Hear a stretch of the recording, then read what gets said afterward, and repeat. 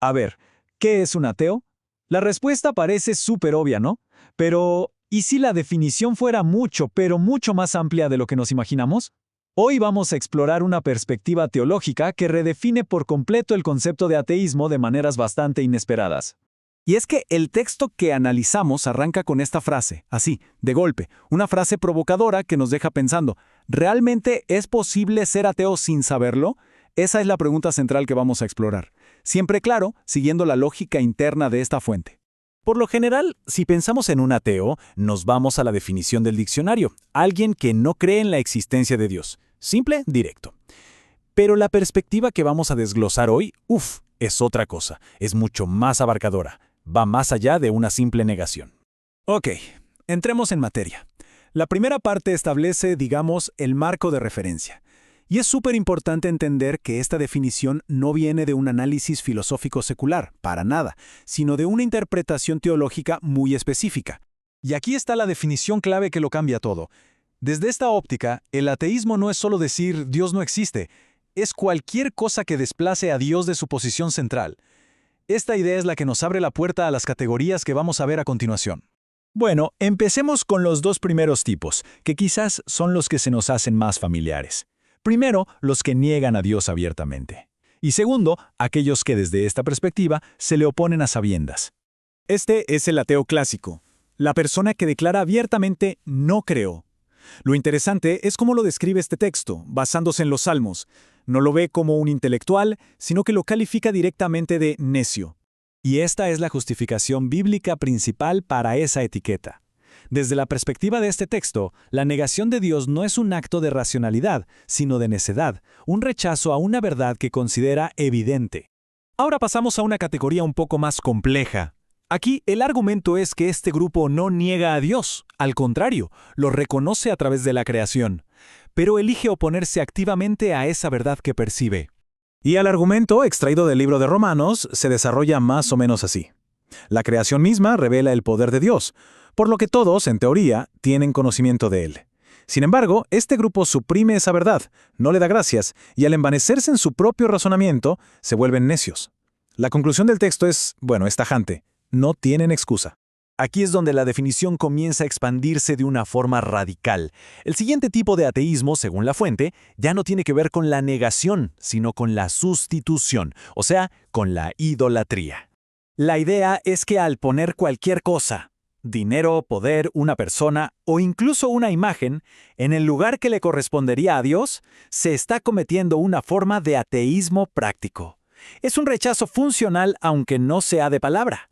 Sigamos la cadena lógica que presenta el texto. La idolatría no se limita a estatuas, se cita la avaricia como un ejemplo. Si la avaricia se vuelve el centro de la vida de alguien, se convierte en un ídolo. Y al sustituir a Dios con ese ídolo, se practica, en efecto, una forma de ateísmo. Este argumento se fundamenta en uno de los mandamientos más centrales de la Biblia.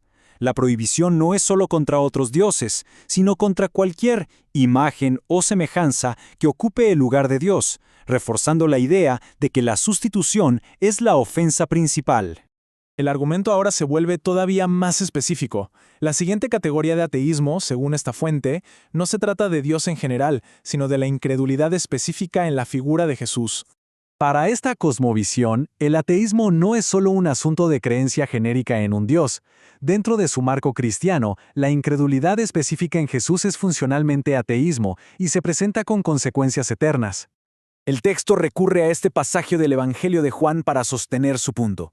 La condena, en esta visión, no viene después de la muerte, sino que es un estado presente para quien no cree. La fe es el factor decisivo.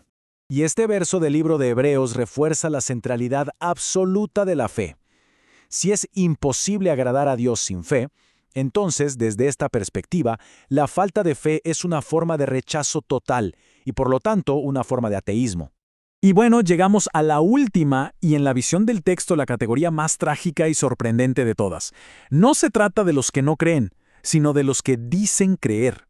Esta pregunta, atribuida a Jesús en el Evangelio de Lucas, encapsula perfectamente la contradicción que define a este último tipo.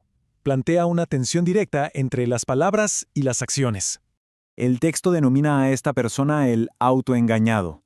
Es alguien que se identifica como creyente, que tal vez participa en rituales religiosos, pero cuya vida cotidiana contradice esa profesión de fe. Es un ateísmo de la práctica, no de la palabra. Este verso de la epístola a Tito es la definición perfecta de este concepto. La negación no es verbal, sino conductual.